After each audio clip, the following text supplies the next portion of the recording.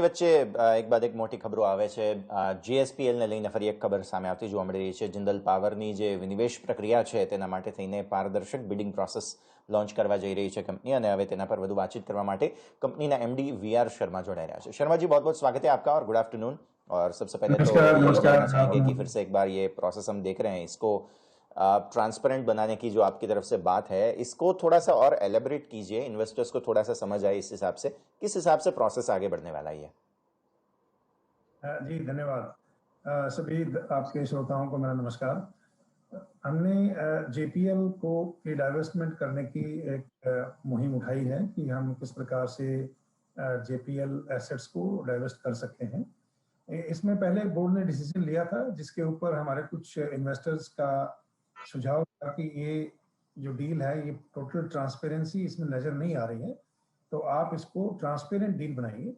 तो हमने फिर ग्रांट थॉर्टन और कैम्स जो हमारे कंसल्टेंट हैं उनको बोर्ड ने बोला कि आप प्रॉपर एक ट्रांसपेरेंसी लेके आओ ताकि शेयर मार्केट में, स्टॉक मार्केट में सेबी या जितने भी गवर्नमेंट इंस्टीट्यूशंस हैं उन सबको एक विश्वास होना चाहिए कि बहुत ही अच्छी और ट्रांसपेरेंट मैनर में ये डील हुई है. और उसके लिए ओपन प्लेटफॉर्म दीजिए. पूरे विश्व के जितने भी ग्लोबल इन्वेस्टर्स हैं, कोई भी इसके अंदर इंटरनेशनल या डोमेस्टिक इन्वेस्टर इसमें अपनी जो एक्सप्रेशन ऑफ इंटरेस्ट है वो दे सकता है. ग्रांट थॉर्टन ने जो इसका समय दिया है वो 2 अगस्त तक उनको एक्सप्रेशन ऑफ इंटरेस्ट देने का दिया है. तो जैसे ही एक्सप्रेशन ऑफ इंटरेस्ट आएगा तो उसके बाद उनको डाटा रूम की जो सॉफ्ट की है वो मिल जाएगी. उसके बेस पे वो लोग एसेट्स एंड लायबिलिटीज का पूरी अच्छी तरह से एनालिसिस कर सकते हैं. और जैसे ही वो एनालिसिस हो जाएगा तो उसके बाद में अपनी बिड दे सकते हैं. अभी जो वर्ल्ड वन ने जो बिड दी है हमारे को वो 7,401 करोड़ की बिड है. तो हम चाहेंगे कि ज़्यादा से ज़्यादा बिड्स इसके अंदर आए और ज़्यादा से ज़्यादा बेनिफिट जीएसपीएल को होना चाहिए.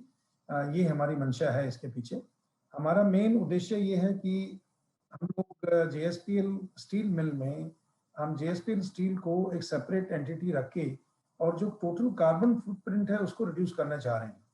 अभी जो कार्बन फुटप्रिंट हमारा है वो 2.5 टन पर टन ऑफ लिक्विड स्टील है, जिसको हमको करना है बिलो 2 टन पर टन ऑफ लिक्विड स्टील. तो उसके लिए हमारे लिए बहुत ये एक महत्वपूर्ण स्टेप है कि हम जो हमारे कार्बन बेस्ड एसेट्स हैं जिसके अंदर कोयला यूज होता है उनको करें और जेएसपीएल को हम जीरो कार्बन और न्यूट्रल कार्बन के रूप में हम लेके जाएं अगले 4 से 5 साल के अंदर. तो यही हमारी मंशा रही, जिसकी वजह से हमने ओपन इन्विटेशन दिया है टू द वर्ल्ड कि आप आइए हमारे प्लेटफॉर्म पे और बिड करिए. जो बेस्ट बिडर होंगे उसके बाद बोर्ड उनका डिसीजन लेगा कि कौन बेस्ट बिडर है और किसको हम ये एसेट्स सेल कर सकते हैं. जी सर, गुड आफ्टरनून. और वही मैं जानना चाहूँगी कि कितना समय आप को लगता है कि लगेगा ये पूरे डाइवेस्टमेंट प्रोसेस के लिए जी, और both in case of promoters और थर्ड पार्टी.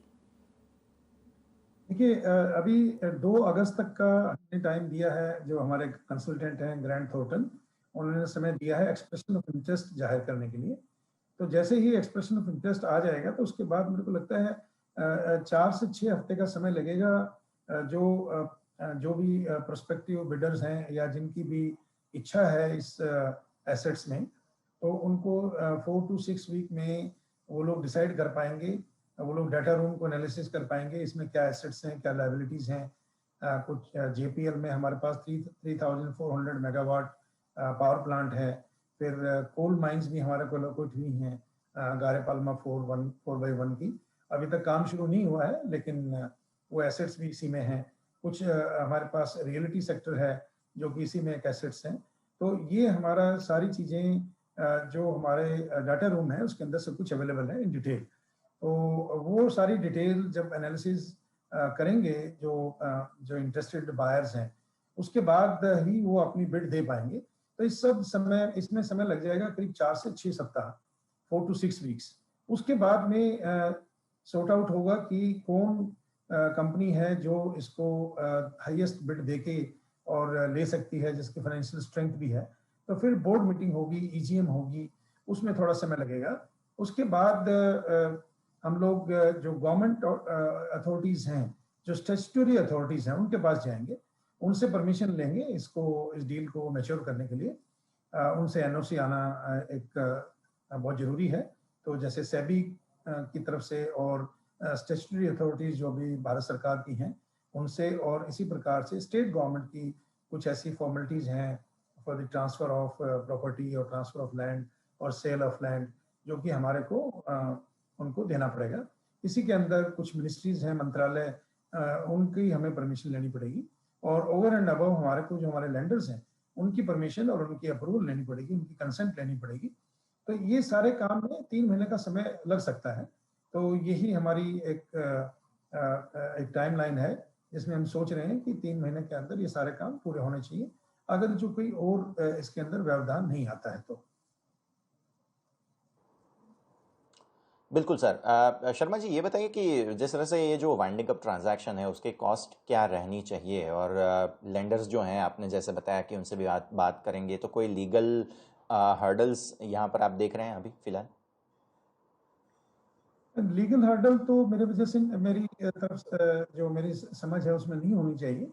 हमें तो ऐसा लग रहा है कि ये बहुत ट्रांसपेरेंट, पारदर्शी सिस्टम है, जिसमें एक रेप्यूटेड कंसल्टेंट को हमने हायर किया है, और लीगल के लिए एक कैम्स करके कंपनी है, उनको हायर किया हुआ है।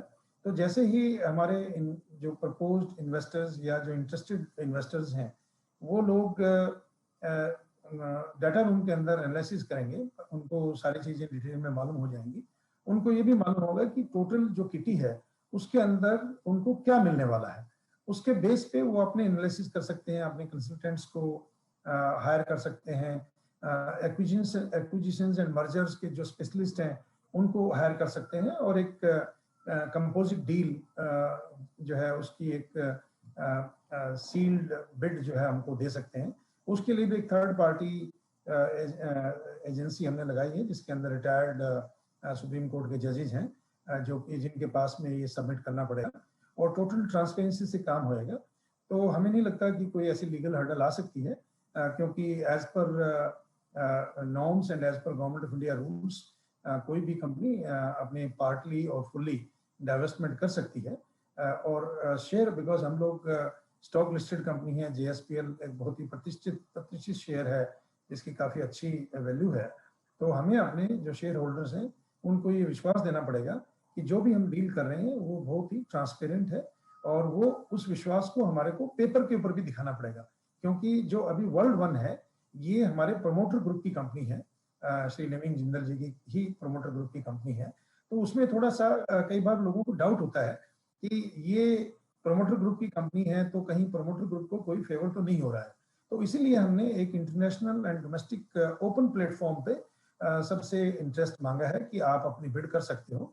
जो भी इंटरेस्टेड पार्टीज हैं कोई भी इस डील को खरीद सकती है, और जो भी बिड्स आएंगी वो बिड्स ओपन होंगी, और वो सारी की सारी जो बिड है वो एक इंडिपेंडेंट रेप्यूटेड जजेस के सामने ही ओपन होंगी। तो मुझे लगता है कि सारा का सारा जो प्रोसेस है वो बहुत ज़्यादा पारदर्शी रहेगा, और जिससे कि इन्वेस्टर्स के माइंड में भी कोई किसी प्रकार का शक या कोई डाउट नहीं होना चाहिए। और इसी प्रकार से जो भारत की जो स्टैट्यूटरी अथॉरिटीज़ हैं और जो रेगुलेटर्स हैं उनको भी किसी प्रकार का कोई डाउट नहीं होनी चाहिए, और वो जो टोटल ट्रांसपेरेंसी में काम होगा वो सबके लिए अच्छा होगा, हमारे लिए भी अच्छा होगा, कंपनी के लिए अच्छा होगा, JPL के लिए भी अच्छा होगा, और इन्वेस्टर्स के लिए भी अच्छा होगा।